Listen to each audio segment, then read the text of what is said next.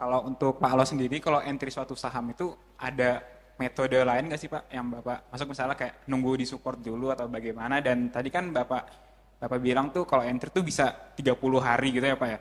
Nah kalau itu alokasi entry Bapak tuh bagaimana dan kira-kira bisa diterapkan nggak buat kita mungkin yang modalnya tidak sebanyak Bapak?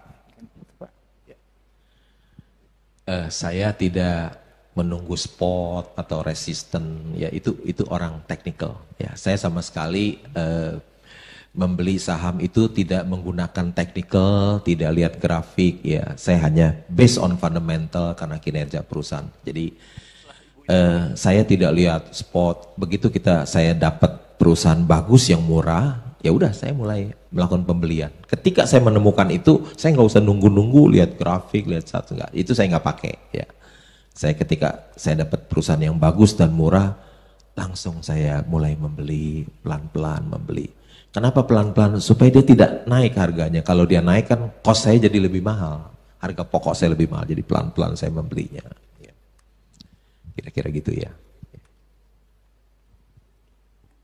Ya, shalom, selamat pagi Pak Lo. Ya, shalom. Perkenalkan nama saya Enti, saya adalah seorang ibu rumah tangga. Nah, saya juga sedang belajar untuk bermain saham dan sudah mulai praktek gitu. Bagi saya bermain saham sebagai ibu rumah tangga itu cukup stres, cukup membuat saya kepikiran karena waktu sahamnya turun, saya beli di posisi yang masih atas itu kayaknya deg-degan banget, jadi kayaknya nggak tenang gitu kan. Nah, saya juga tersangkut dengan saham-saham yang waktu itu tinggi, sekarang turun. Salah satunya WIRG yang Yeni Wahid, terus KBLV segala gitu kan. Nah, jadi saya merasa tahun lalu kok sampai posisi 1.600, sekarang posisinya turun banget gitu, cuma 100 lebih gitu kan. Itu kapan lagi akan naik kira-kira begitu Pak? Dan saya juga istilahnya gini, mendengar tadi seminar dari Bapak itu memotivasi saya untuk lebih lagi gitu, lebih semangat lagi untuk main saham. Karena memang betul, kalau saya jualan bakmi kapan saya kaya gitu kan. Nah, saya berani, saya tipe orang yang berani investasi di bidang itu gitu. Tetapi istilahnya sekarang pertanyaan saya, kalau misalnya tadi nilainya lagi turun, itu misalnya kita punya uang misalnya anggap aja 100 juta, kita langsung beli atau kita belinya bertahap cicil? Karena saya sering melihat pemantauan saya, saat ini harga turun, saya beli, besoknya dia turun lagi, nyesel gitu loh, kenapa nggak nunggu gitu. Dan saya tipe yang seperti ini, saya catat, takut untung, berani rugi, itu tipe saya gitu, saya banget gitu. Jadi sekarang saya di saham WIRG itu saya sabar karena nunggu naik. Sedangkan kalau kemarin BMRI Mandiri itu 2 hari naiknya 900 poin. Saya nggak sabar menunggu, baru naik sedikit saya udah langsung jual, nyesel banget gitu. Jadi sangat memainkan perasaan gitu. Terima kasih.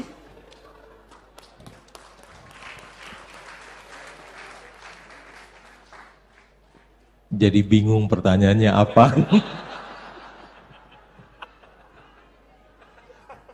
Pertanyaannya gini Pak Lo, kalau kita punya uang, kita mau beli saham waktu dia turun, itu kita belinya langsung jebret beli atau kita nunggu beli sedikit, setahap besok turun kita beli lagi. Jadi nanti akumulasi harganya menjadi gimana, rata-rata lebih rendah atau gimana?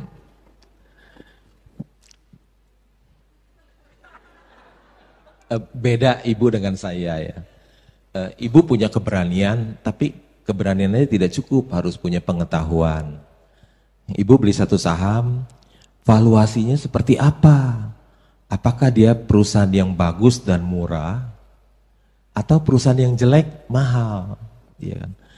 Kalau perusahaan yang jelek dan mahal kita beli, ya turun terus, nggak balik-balik dia kan. Jadi harus ibu harus punya pengetahuan juga bahwa oh ini perusahaan bagus, lihat labanya berapa tuh, labanya besar ya, labanya besar. Saham yang ibu beli labanya berapa, bandingkan dengan tadi ibu sebut Bank Mandiri itu labanya berapa, yang ibu beli itu sahamnya berapa labanya, mesti dilihat. Jadi kalau kita tidak tahu apa yang kita beli, ya seperti ibu dicicil belinya. Tapi kalau orang yang tahu ini Mercy yang dijual di harga pacaya nggak bisa cicil, langsung dorong semua karena takut ketinggalan, takut besok nggak dapat barang lagi, ya seperti gitu. Jadi tergantung, kalau orang itu tahu apa yang dia beli, nggak bisa membuat dia untuk cicil-cicil, ya langsung dorong semuanya. Tapi kalau dia nggak tahu apa yang dia beli, oh ini perusahaan bagus atau enggak, perusahaan ini mahal atau murah, ya. Kalau dia tidak tahu, ya udah dia beli cicil-cicil aja terus. Tapi kita harus tahu, ya. Baru kita bisa jawab pertanyaan itu. Oh ini benar, ini perusahaan bagus, untungnya besar, harganya murah. Ya udah, dorong semuanya dengan uang yang ada. Kira-kira gitu Bu. Ya, Ya, Bapak yang tadi. Silakan Pak. Selamat pagi Pak Ro, nama saya David. iya. David. Saya juga salah satu penggemar terberatnya Pak Ro. Mumpung dikasih kesempatan buat bertanya nih, saya ada 3 pertanyaan Pak Lo. Wih banyak Iya. Daripada ntar saya pulang masih penasaran Pak Lo, jadi masih Siap. saya Oke, tanyain oke. semua lah ya. Iya. Tanya aja nggak apa-apa. Iya. Yang pertama Pak Lo, apakah yang membuat Pak Lo tuh kurang minat dalam mengambil perusahaan BUMN? Biasanya lebih cenderung untuk mengambil perusahaan swasta nih. Kalau dilihat, meskipun ada sih waktu itu ngambil Tins juga kan ya, tapi cenderungnya ke swasta gitu. Apakah ada pertimbangan khusus tentang manajemen di perusahaan BUMN? Mau lanjut ke pertanyaan? Saya jawab itu aja ya dulu. Jawab dulu. Sebetulnya saya juga nggak ada bedanya sih, BUMN dengan yang swasta nggak ada bedanya. Saya juga pernah beli saham PT Timah, ya. Habis saya beli saham PT Timah 290 naik ke 2.900 saya jual. Kemudian booming komoditis lari lagi ke 38.000 ya. Saya juga pernah punya saham PT Timah. Bahkan saya beli PT Timah itu saya jual villa saya yang mewah loh. Saya udah nggak punya uang lagi. Dulu ini 20 tahun yang lalu ya. Saya jual villa saya yang mewah itu luas 2.800, lantainya pakai marmer Itali. Saya mau beli saham nggak punya uang, akhirnya saya jual villa saya itu untuk beli PT Timah, ya PT Timah. Jadi saya juga sama aja, swasta dan BUMN sama saja. Saya juga belum lama kan beli Pegas di 1.100 ya. Jadi ketika saya menjual saham MBSS saya, semuanya seluruhnya ada uang cash, saya lihat PT Timah 1.100, saya dorong semuanya, ya terus naik ke 1.800. Jadi sama saja kalau perusahaan BUMN yang bagus dan murah tetap saya beli, ya tetap saya beli. Jadi nggak ada bedanya. Okay. Baik, thank you Pak Lo. Untuk pertanyaan yang kedua, dalam pengambilan keputusan untuk membeli saham-saham murah nih, terkadang tuh prospek kedepannya kan yang kita lihat tuh kurang bisa diprediksi gitu. Bahkan ya cenderung terkadang tuh prospek kedepannya terlihat suram. Kayak market in the short term is a very efficient place lah, tapi in the long term mungkin enggak gitu. Nah, pertanyaannya apakah Palo tuh masih memperhatikan prospek dalam mengambil keputusan jika suatu perusahaan tersebut tuh dihargai terlewat murah gitu? Apakah masih melihat ini ada prospek gak ya ke depannya gitu? Apakah Palo cuman yang penting murah udah ambil aja gitu?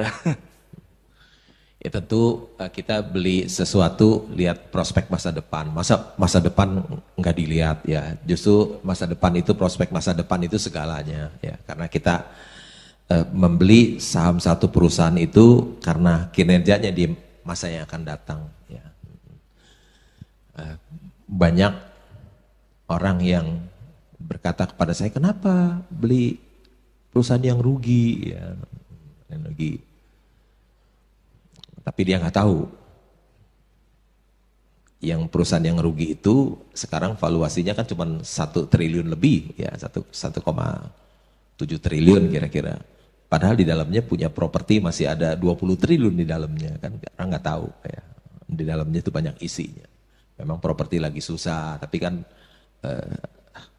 ada sesuatu di dalamnya ya, selain dia sudah bidang usahanya properti 50 tahun, nggak ada cacat sama sekali ya, nggak pernah gagal serah ya. Bahkan gedung-gedung yang artistik itu milik mereka ya, gedung-gedung yang sampai perusahaan itu nilainya cuma 1,7 triliun, padahal kalau lihat di South Quarter keren banget tuh gedungnya ya. South Quarter salah satu yang dari 61 proyek properti yang dia miliki kan ada satu South Quarter yang keren ya. Mungkin saya nggak punya kemampuan seperti mereka untuk membangun satu office yang keren sekali di TBC Matupang. Jadi tetap prospek masa depan itu segalanya, masa nggak dilihat ya. Oke, yang ketiga, menurut pandangan Pak Lo sebagai investor yang sukses dan diberkati Tuhan dengan kelimpahan yang luar biasa, apakah arti kebahagiaan buat Pak Lo? Apakah masih ada yang Pak Lo kejar dalam hidup ini untuk mendapatkan kebahagiaan lebih lagi? Ya, makasih.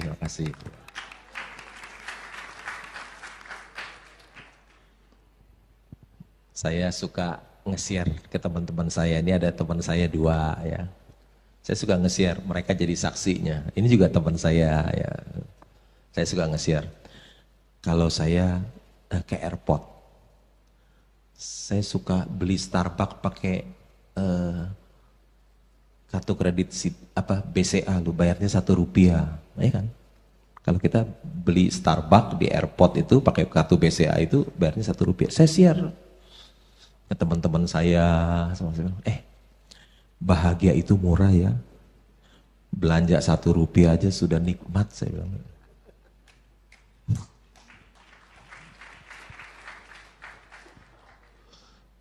Bahagia itu murah.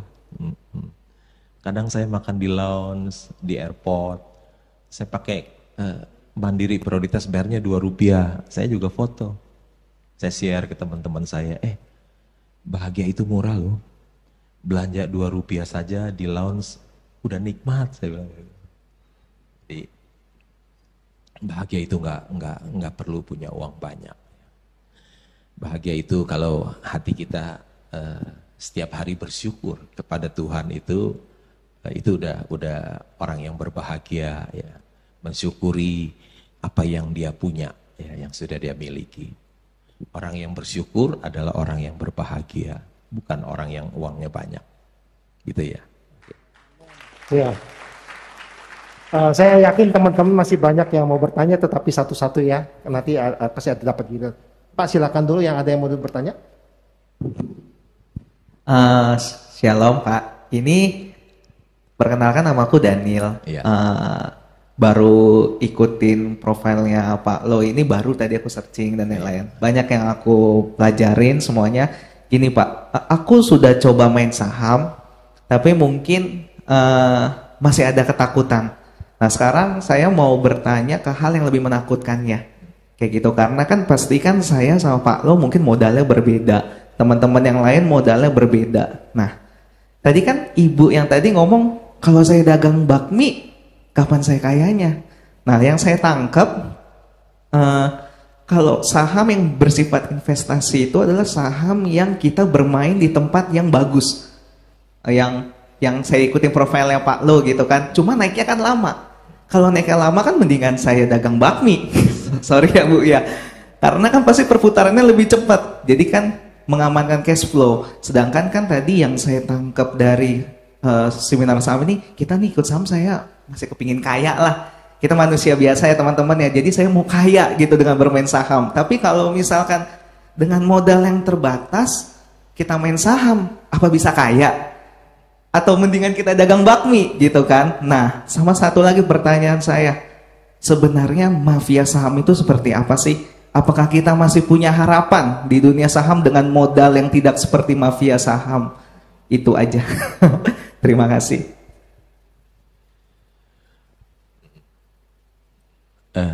Saya nggak usah jelasin ya. Tadi Pastor udah jelasin, saya orang miskin. Mungkin lebih miskin dari kamu loh. Orang miskin yang diberkati Tuhan ya melalui bursa saham. Kalau kita nggak punya uang, kita harus kerja,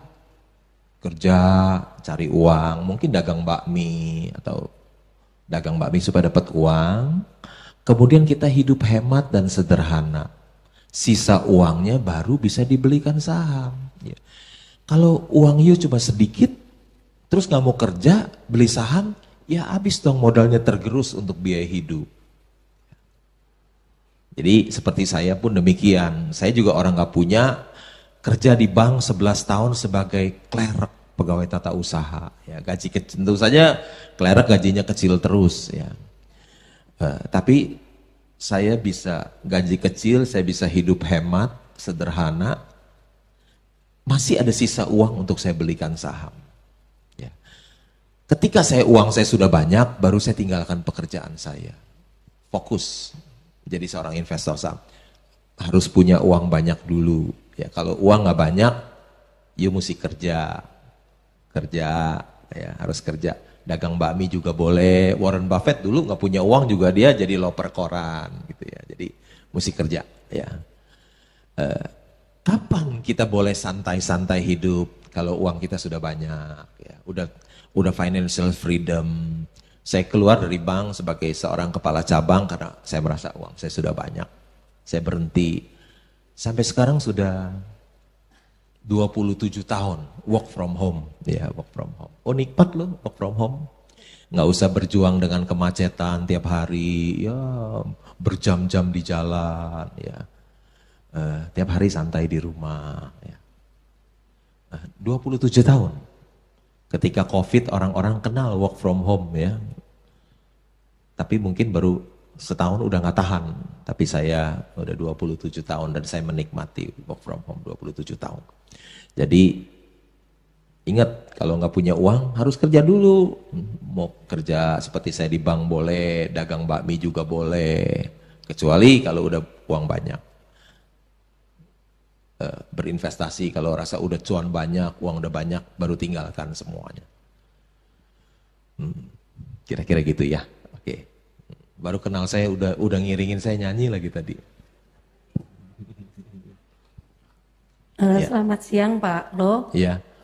Terima kasih Bapak sudah mengedukasi kami nih, sangat memberkati.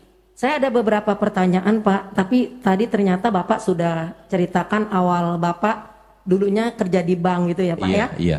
Di usia 30 tahun, kemudian Bapak mulai bisnis saham, ya kan? Bukan bisnis saham. Waktu saya telat sekali mengenal saham ketika usia 30 tahun.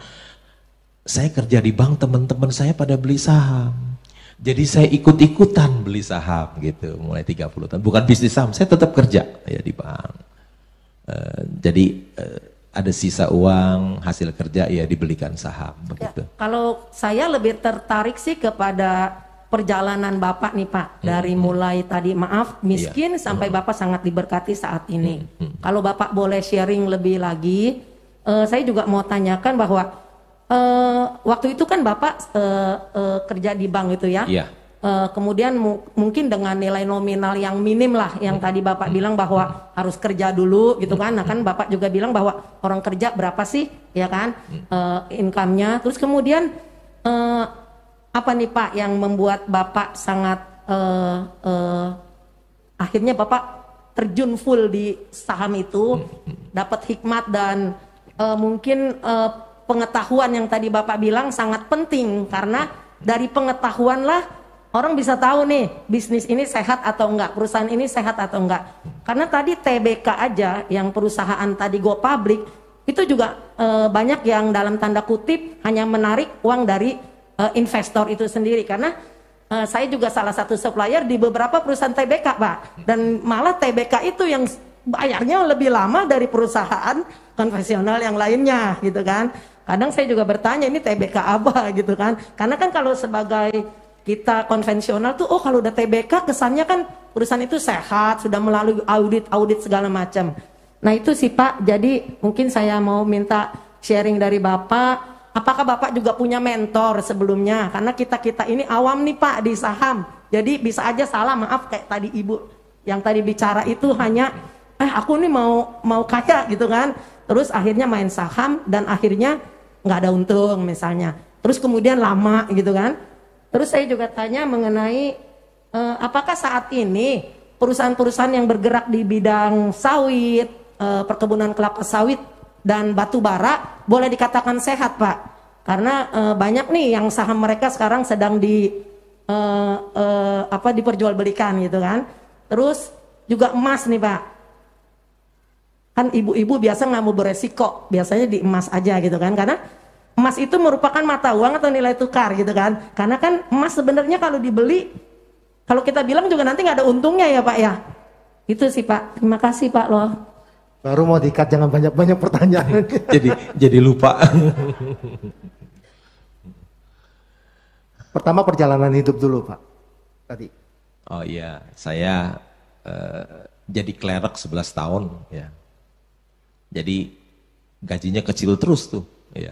Bukan seorang direktur yang gajinya besar, jadi klerek.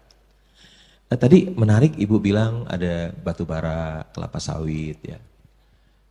Menurut saya sih yang paling banyak untung itu sekarang batu bara ya. Seperti Adaro labanya 38 triliun ya.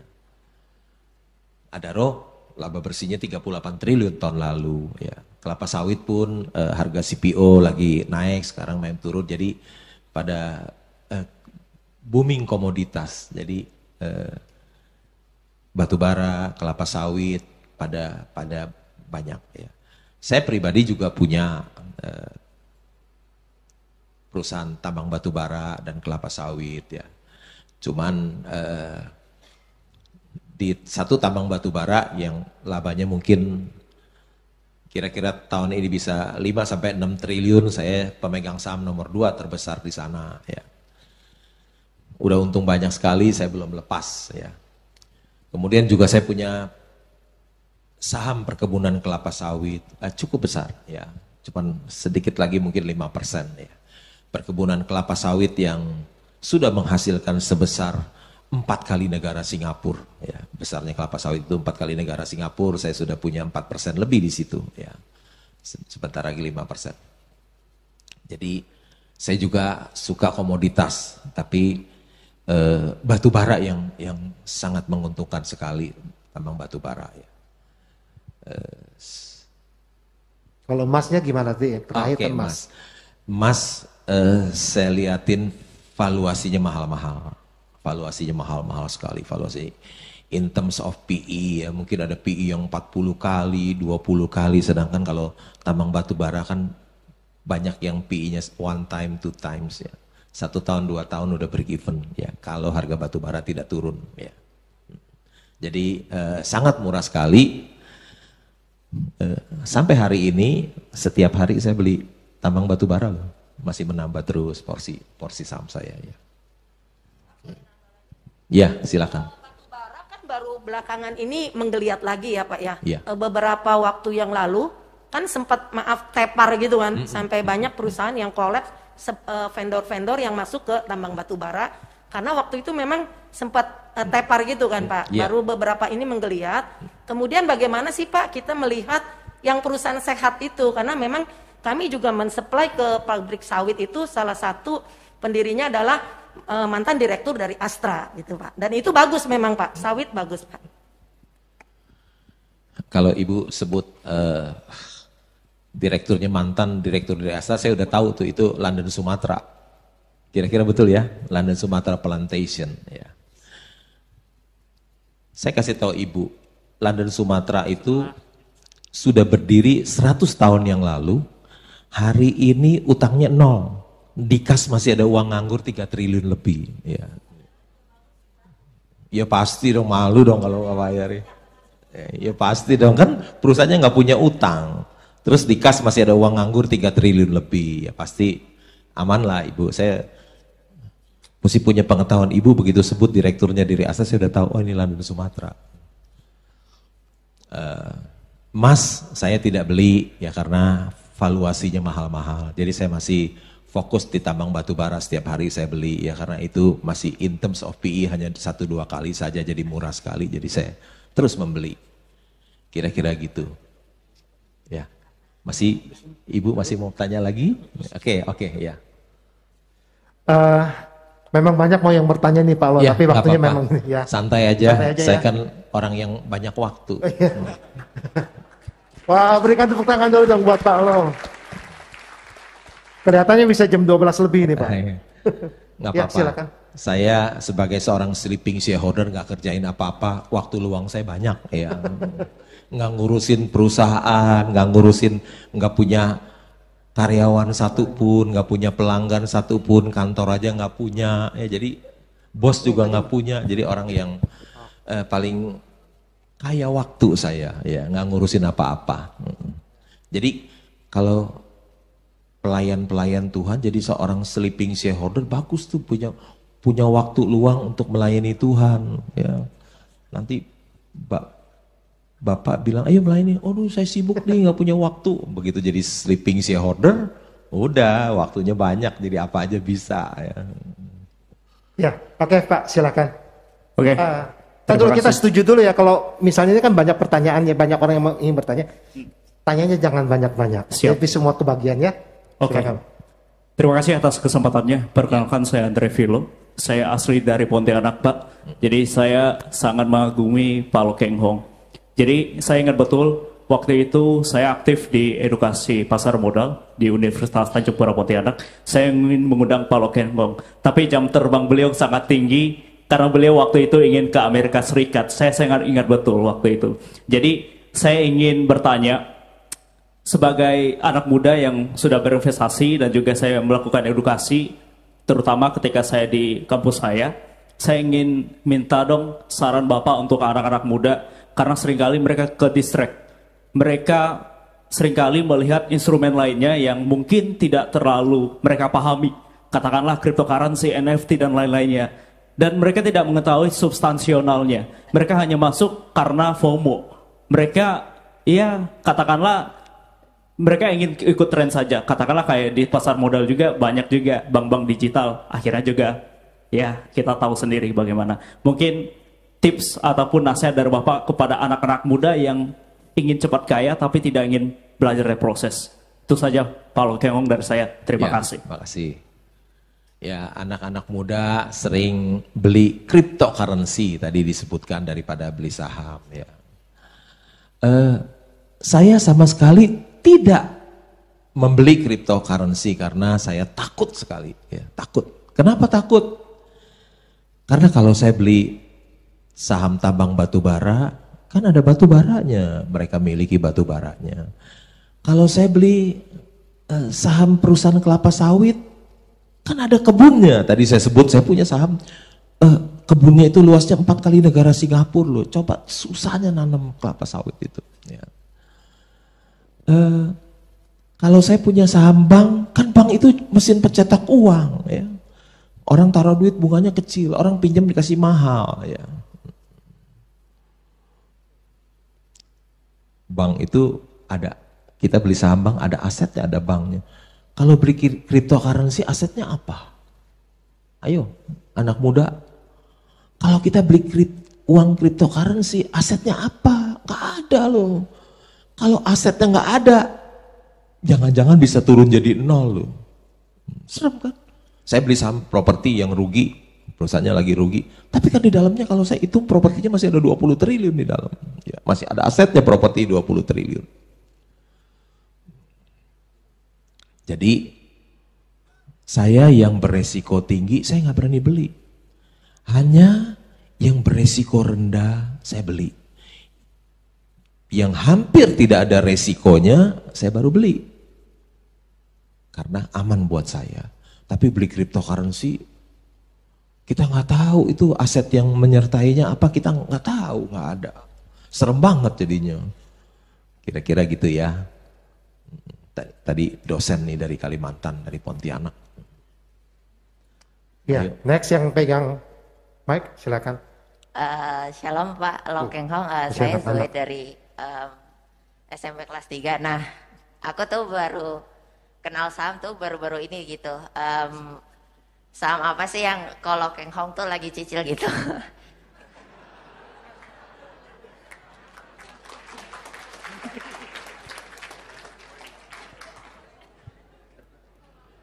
Wih, Hebat lo, baru SMP 3 udah nanya saham ya. Saya SMP 3 belum tahu apa-apa, umur 30 baru tahu tentang saham saya.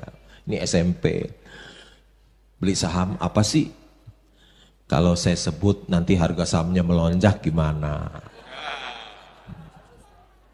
Dan yang kedua, saya bukan seorang penasihat investasi, tidak boleh memberikan rekomendasi membeli atau menjual menurut peraturan OJK. Ya. Tapi saya suka dua sektor. Nah, saya sebut sektornya aja. Saya suka dua sektor, satu bank, satu tambang batu bara. Saya suka. Ya. Karena ada bank swasta, labanya 40 triliun laba bersih. Wih, enak ya, punya laba 40 triliun. Kita nggak usah bangun bank yang besar, tahu-tahu kita dapat pembagian keuntungan dari bank itu. Ada tadi saya sebutin ada Adaro, itu bukan rekomendasi membeli ya atau menjual. Saya punya tambang batu bara yang lain yang lebih murah. Itu labanya 38 triliun ya. Hanya dua sektor ini yang bagus ya. Kalau mau beli bank, beli tambang batu bara. Kenapa? Orang yang terkaya di Indonesia usahanya dua sektor ini ya. Ada si A, orang paling kaya di Indonesia, usahanya apa? Punya bank dia. Sekarang ada lagi orang terkaya ngalahin. Siapa orang terkaya? Usahanya apa? Tambang batu bara. Ya, jadi dua sektor ini usaha yang bagus. Ya. Yang labanya bisa puluhan triliun. Ya. Fokus saja di dua usaha ini. Demikian ya jawaban dari saya. Iya. Ya sebelah sana, silakan.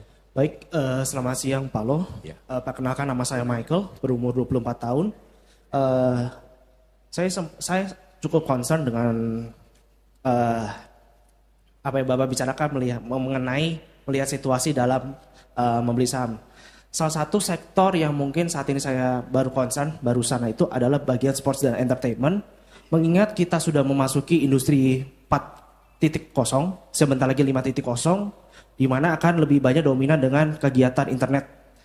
Salah satu industri yang mungkin saya baru concern ini adalah industri game, di mana variabel yang kita punya itu adalah 5,1 miliar pengguna internet di dunia, 4,6 pengguna sosial media, dan 3,3 miliar pemain game online di dunia. Salah satu turnamen yang terbesar di dunia yaitu The Internationals, di mana juara satunya itu mendapatkan hadiah 40 juta dolar. Menurut Bapak, dalam industri ini bagaimana untuk kedepannya dalam perkembangan saham ini? Mengingat kita sudah mau memasuki era yang lebih modern. Terima kasih. Sepertinya belum ada ya perusahaan seperti itu di Bursa Efek Indonesia. Ya, saya kebetulan nggak berinvestasi di luar Indonesia, hanya di Indonesia. Dan sepertinya perusahaan seperti itu belum ada kali di Indonesia. Perusahaan game gitu ya. Kebetulan saya juga orang tua gaptek ya. Jadi nggak begitu mengerti ya. Terus terang aja saya gaptek ya. Tidak aktif di sosial media, tidak punya Instagram, tidak punya Facebook, tidak punya Twitter, tidak punya apa, semua nggak ada. Kalau ada nama saya itu semuanya palsu ya, palsu semuanya. Saya gaptek ya. Dan saya juga nggak mau punya follower ya. Orang-orang cari follower sebanyak-banyaknya agar bisa dimanfaatkan oleh dia, agar dia menjadi kaya, bukan followernya yang kaya. Tapi saya tidak mau follower seorang pun ya. Orang yang bisa menggandakan uang tidak mau seorang pun follower. Jadi saya nggak mau ada follower. Jadi nggak punya Instagram. Kira-kira gitu. Oke. Ya. Makasih Pak. Ya. Tunggu sebentar. Saya kasih kesempatan. Siang Pak Lo, saya Ratna, jemaat WTC. Iya. Pertanyaan saya, kan Pak Lo tadi menganjurkan cari saham Mercy seharga bajai. Itu bagaimana menilainya? Kalau misalnya dari fundamental perusahaan, itu poin-poin apa aja yang harus kita perhatikan? Terus, nih. Kalau kode saham ITMG itu pernya kan 2 Pak. Kalau Bapak jadi saya beli nggak? Beli. Beli. Oh, Ibu udah dapat jawabannya tuh, suruh beli. Silakan Pak. Ayo, tolong. Indikatornya perusahaan yang pertama kan lihat manajemennya dulu, apakah mereka orang jujur atau orang tidak jujur. Ya, jangan pernah membeli perusahaan yang dipegang oleh orang yang tidak jujur. Uang kita bisa habis. Ya. Kedua tentu bisnisnya bagus atau jelek. Ya, tadi saya sudah sebutin ada 2 bidang usaha yang bagus. Yang ketiga lihat labanya besar apa enggak. Ya. Tadi Ibu bilang ITMG boleh beli nggak? Tahu nggak ITMG labanya berapa? Nggak tahu Ibu. Saya tahu labanya 18 triliun tahun lalu. Jadi mesti tahu tuh satu-satu semuanya ya. Jadi kita tidak beli kucing dalam karung. Ya. Dan dia bisa kasih payout ratio yang besar loh. Mungkin kalau dia bagikan seluruhnya ya luar biasa, 18 triliun dibagikan seluruhnya kepada pemegang saham. Tapi nggak tahu juga mungkin 70% labanya besar. Bagaimana tahu itu murah atau tidak? Gampang Bu. Dari price earning ratio yang rendah, price to book yang rendah. Ibu tadi udah tahu ITMG PI-nya 2 kali, ada saham yang PI-nya 20, 40, ada yang 2 kali, yaitu 2 kali yang murah sekali. Kira-kira demikian Ibu. Terima kasih Pak Lo. Ya. Silakan. Ya, selamat siang Pak Lo. Perkenalkan nama saya Yafet, saya jemaat juga dari sini, dari GBWTC. Saya pengen belajar tentang cara berpikirnya Pak Lo. Kebetulan saya sudah aktif berinvestasi selama 3-4 tahun. Dan saya pelajari bahwa Pak Lo pernah waktu itu beli saham Bumi. Iya kan? Terus kemudian saham Buminya itu tuh turun dan sampai bahkan PKPU. Terus kita tahu juga, maaf ya maksudnya kalau saham Bumi itu kan dari Bakri itu kan GCG-nya mungkin nggak terlalu yang bagus gitu ya. Tapi apa yang membuat Pak Lo itu saat itu berani untuk terus beli-beli terus sampai akhirnya average down sehingga akhirnya Pak Lo bisa untung padahal saham Buminya waktu itu turun terus sampai mau PKPU. Saya pengen belajar bagaimana apa yang Pak Lo pikirkan saat itu gitu. Terima kasih banyak. Ya, cukup. Silakan Pak Lo. Terima kasih. Waktu harga sahamnya tinggi, nggak ada yang permasalahkan mengenai tata kelola. Ya. Waktu sahamnya turun baru dipertanyakan. Ya. Waktu saya beli kan belum ada masalah itu. Ya. Saya cuma lihat waktu itu saham itu terlalu murah, terlalu murah. Coba dia punya cadangan batu bara terbukti ya, proven reserve dari GORC. Ya. Itu 2 miliar ton loh. 2 miliar ton kalau kali $100 aja deh. Berapa tuh? 2 miliar ton kali $100. Berarti 200 miliar dolar. Ya, 200 miliar dolar. 200 miliar dolar kali 15.000. Berapa tuh nggak tahu berapa. 200 miliar dolar kali 15.000. Berapa sih? 3.000 triliun ya. Sedangkan perusahaannya cuma harga sahamnya gocap. Kali 22 miliar lembar saham, berapa itu? 1 triliun ya. Perusahaannya cuma harga sahamnya gocap kali 22 miliar lembar saham, 1,1 triliun. Kekayaannya punya begitu banyak itu loh. Ya. Kekayaannya bukan bohong loh kan, yang hitung itu dari GORC, ya, lembaga yang paling dipercaya. Dan selain itu juga kan kita lihat sampai saat ini masih 80 juta ton per tahun ya. Kalau kali $100 aja berapa tuh 80 juta ton. 8 miliar dolar ya, masih penjualannya 8 miliar dolar. Kira-kira gitu ya, karena kenapa lihat? Karena ada batu bara emas hitam 2 miliar ton di dalam yang mereka miliki, begitu kaya.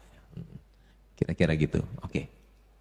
Oke, Shalom Pak Ya, Lo. oke. Ya, shalom. Selamat datang di gereja kami Pak. Ya. Ya kan karena Bapak yang langsung kirim undangan ke saya, makasih Pak. Saya mau tanya begini Pak, kan Pak Lo tahu kan ya, saya saham di mana tempat saya bekerja adalah Wonderful Company yang Bapak punya. Tapi saya nggak sebut mereknya karena nggak enak. Cuman yang saya mau sampaikan gini Pak, Bapak itu kan ngincer saham-saham dengan PER rendah, kemudian price to book value yang rendah juga gitu ya Pak ya. Profitability-nya bagus, company-nya sehat, GCG-nya juga bagus. Nah, cuman gini Pak, saya mau menanyakan tuh tentang kesabarannya Pak Lo nih. Karena gini Pak, banyak perusahaan, termasuk perusahaan di mana tempat saya bekerja ya Pak Lo, itu kan sebetulnya perusahaan yang sebetulnya yang tadi saya bilang PBV dan PER-nya bagus, tetapi sebetulnya GCG-nya kan nggak gitu bagus Pak. Karena ya Bapak tahu kan saya sering sharing juga ke Bapak tentang internalnya kami, internalnya pemegang saham pengendali kami. Bahkan Bapak kalau saya nggak salah Bapak belum pernah ketemu nih sama pemegang saham pengendalinya tempat saya kerja gitu ya Pak ya. Nah, even yang tadi Bapak bilang bahwa saya sabar nungguin gitu kan Pak ya sampai nanti harga sahamnya naik, itu cenderung saham akan naik pada saat perusahaan melakukan corporate action atau perusahaan gonjang-ganjing akan dijual atau melakukan corporate action apa. Seperti contoh nih Pak ya company tempat saya bekerja kan saat ini SMFG maju lagi nih Pak gitu kan. Karena pemegang saham pengendalinya terbebas dari kasus pajaknya yang Angin Prayitno Aji itu. Nah jadi Bapak kok bisa sabar sih Pak? Padahal sebetulnya apakah nggak takut Pak bahwa saham dengan perusahaan dengan fundamental bagus, PER-nya bagus, PBV-nya bagus, tetapi ya ada GCG-nya yang diragukan sebenarnya sehingga riset-riset orang-orang investor gede itu udah pada tahu dan wah ini ada resikonya, ini saham akan naiknya, dia akan tidur terus dan Bapak kudu sabar terus sampai akan ada corporate action. Misalnya saham perusahaan gede itu pengendalinya mau jual atau apa, baru naik gitu Pak harganya. Itu sih Pak. Yang satu Pak. Kemudian yang kedua saya sebenarnya ingin minta Bapak bersaksi Pak Lo bersaksi Bapak kan sebagai seorang investor yang sangat sukses nih Pak. Karena diberkati Tuhan. Nah bersaksinya gini Pak, maksudnya apa sih yang saat ini Pak Bapak buat Tuhan atau mungkin buat sesama-sesama yang berkekurangan, apa nih yang Bapak udah yang mungkin Bapak karyain gitu. Mungkin bersaksi buat menguatkan iman kita juga Pak. Gitu Pak. Thank you ya Pak. Ya, makasih Pak. Ya. Kebetulan saya punya saham di tempat Pak Stephen ini bekerja ya. Jadi beliau tahu saya pemegang saham nomor 3 terbesar di sana. Ya. Kenapa saya beli? Karena nilai buku per sahamnya 1.200, harga sahamnya 200. Udah saya beli aja lah. Saya beli, andai kata ada menurut beliau tata kelola yang tidak baik ya masih tertutupi oleh margin of safety ya. Jadi barang 1.200 saya belinya 200 kan ada margin of safety, ada keamanan buat saya 1.000 ya. Jadi saya beli udahlah ini Mercy harga bajai saya beli aja jadi pemegang saham. Tapi saya beli 200 saya sempat 400 tuh investasi saya udah naik 100% ya. Saya belum jual ya. Jadi kenapa saya bisa sabar menunggu? Karena saya punya keyakinan saham ini under value, terlalu murah. Masa perusahaan sebagus di tempat Bapak bekerja, nilai buku per sahamnya 1.200, harga sahamnya 200, ya udahlah saya beli aja. Dan ternyata nggak keliru juga kan, saya beli 200 kan sempat 400 ya. Demikian ya Pak. Oke. Ya, untuk pertanyaan berikutnya jangan terlalu melebar, yang sudah pegang mic. Langsung ke inti pertanyaannya ya, karena mau ada acara kita mau close ya. Silakan Bu. Thank you Pak Lo. Saya Catalina. Saya pengen tanya Pak Lo, bagaimana caranya strategi kita dengan uang yang terbatas? Kan tadi Pak Lo sempat bilang sebenarnya kalau ada saham bagus langsung aja jebretin gitu. Tapi tadi Pak Lo juga sempat ada ngomong kalau ada saham bagus Pak Lo cicilin gitu. Nah kira-kira strateginya gimana? Karena dengan uang terbatas kita bisa portofolionya yang baik gitu. Itu Pak Lo, thank you. Ya, makasih. Kenapa saya belinya nyicil? Karena sahamnya nggak begitu liquid. Ya, supply yang jual itu nggak gitu banyak, jadi saya harus belinya pelan-pelan ya, pelan-pelan supaya harga sahamnya nggak naik ya. Sebetul kalau ada banyak ya saya mau sikat semuanya sekali banyak nggak apa-apa, tapi kenapa saya nyicil belinya supaya harga sahamnya nggak naik ya, saya pelan-pelan saya beli supaya sahamnya nggak naik ya. Kalau saya beli sekaligus hari itu kan supply-nya juga sedikit, nanti harga sahamnya naik, cost saya jadi mahal ya. Sebetulnya saya pengen beli sekaligus semuanya, tapi barangnya nggak ada.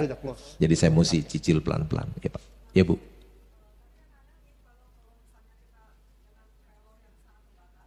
Saya nggak kedengeran suaranya, bisa dikasih mic-nya. Dengan maksudnya dengan uangnya terbatas, misalnya kita cemplungi semua, kadang-kadang saham tiba-tiba kita lihat murah, besoknya turun lagi tuh Pak.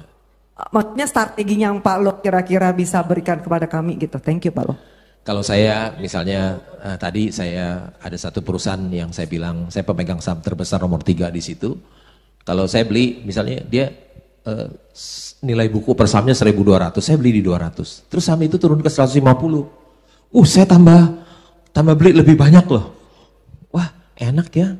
Saya nggak minta diskon, dikasih diskon, saya beli aja terus lebih banyak. Mungkin jadi pemegang saham nomor 2 bukan nomor 3 lagi, saya beli lebih banyak. Kenapa saya nomor 3 nggak naik menurun? Karena waktu saya beli dia keburu naik, ya udah saya nggak kejar, biasanya gitu. Beli lebih banyak, kita udah bener nih, anggap aja saya nggak minta diskon, dikasih diskon, udah beli lebih banyak, gitu ya Bu? Iya. Saya kenapa tiap hari tidur nyenyak, ya karena saya beli saham-saham yang punya margin of safety yang besar, keamanan yang besar buat saya, dan saham-saham yang saya beli itu adalah perusahaan bagus yang murah, yang resikonya juga sangat rendah buat saya. Ya tadi seperti Bapak tadi bekerja jemaat di sini, kerja di satu perusahaannya nilai bukunya 1.200, harga sahamnya 200, ada diskon yang besar sekali. Ya saya beli, tentu enak tidur saya, happy aja, di bawah happy aja. Demikian kira-kira jawaban saya Pak. Ya. Wow, tepuk tangan dong. Wow. Pasti kita masih butuh lagi banyak ya, betul nggak? Mau bikin lagi nggak? Yang benar. 2 jam, karena banyak ilmunya Pak Lo yang perlu digali ya. Dan gini, saya tadi lihat, saudara, bedanya Pak Lo sama banyak orang, Pak Lo itu investor. Betul ya Pak? Betul Pak. Ya. Banyak saudara itu trading. Makanya jantungnya kadang copot, kadang balik lagi, copot, balik lagi. Ya jadi saudara jangan trading. Pak Lo kalau saudara tanya trading, Pak Lo bukan di situ. Pak Lo itu investor dan dia sabar menanti, sabar menunggu. Gimana kalau mulai sekarang, jangan pengen kaya duluan. Belajar investasi dengan baik. Kenapa saya melakukan ini? Supaya jemaat yang pengen masuk di saham, saudara berhati-hati. Ya, karena ada yang bangkrut total, ada banyak sekali. Karena nggak tahu caranya. Nah, kita panggil hari ini ahlinya supaya saudara bisa belajar lebih banyak lagi ya. Thank you so much, Pak Lo. Terima kasih Pak. Bukunya tadi saya promosiin, bisa dibeli ya Pak ya? Bisa di Tokopedia, tapi di Tokopedia. Bukan saya yang jual ya, karena ya, yang ada penulisnya ya. Penulisnya yang jual. Ya. Karena Pak Lo udah nggak butuh duit lagi ya Pak ya.